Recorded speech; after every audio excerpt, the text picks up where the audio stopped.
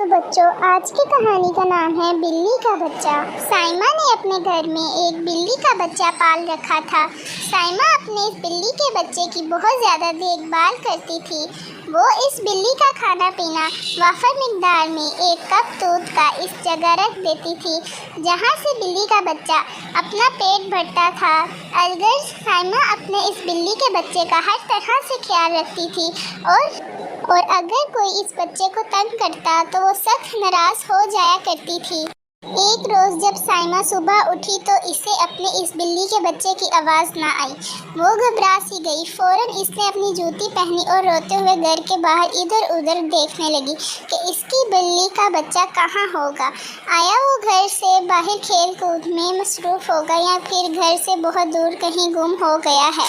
یہ سوچ کر سائمہ ذات قدر رونے ابھی اس کے آنسو خشک بھی نہیں ہوئے تھے کہ سائمہ کے گھر کی صفائی اور دوسرے کرنے والے کام والی ملازمہ نے سائمہ سے پوچھا کہ باجی اگر آپ کہیں تو میں اپنے ہمسایوں اور دیگر لوگوں سے پوچھوں کہ انہوں نے آپ کی بلی کا گمشدہ بچہ تو نہیں دیکھا۔ سائمہ نے ملازمہ کی ہاں میں ہاں ملاتے ہوئے اسے اجازت دے دی۔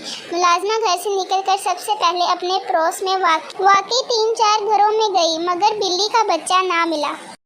اچانک ملازمہ کو گھر سے ذرا دور ایک بلی کے بچے کی رونے کی آواز آئی۔ ملازمہ کا ماتھا ٹھنکا اور وہ اس جگہ گئی جہاں بچہ رو رہا تھا۔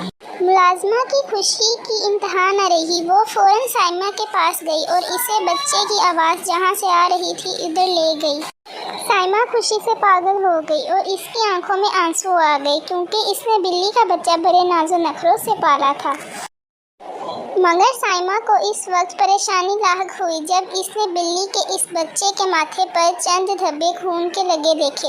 سائمہ نے اپنے بلی کے بچے کو اٹھا کر جانوروں کے ڈاکٹر کے پاس لے گئی۔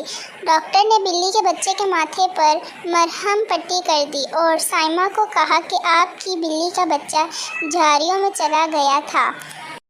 جہاں کانٹے لگے ہوئے تھے وہی کانٹے اس بچے کو زخمی کر رہے تھے۔ اس کے ساتھ ہی ڈاکٹر نے سائمہ کو کہا کہ کم از کم 1 ہفتہ تک اس بلی کے بچے کی مرہم پٹی ہوگی۔ اس دوران تمہیں اس کا خاص خیال رکھنا ہوگا۔ سائمہ نے ڈاکٹر کی ہاں میں ہاں ملائی اور اسے گھر لے آئی اور اسے دودھ پلایا۔ کھانے کو بھی چیزیں دی گئیں۔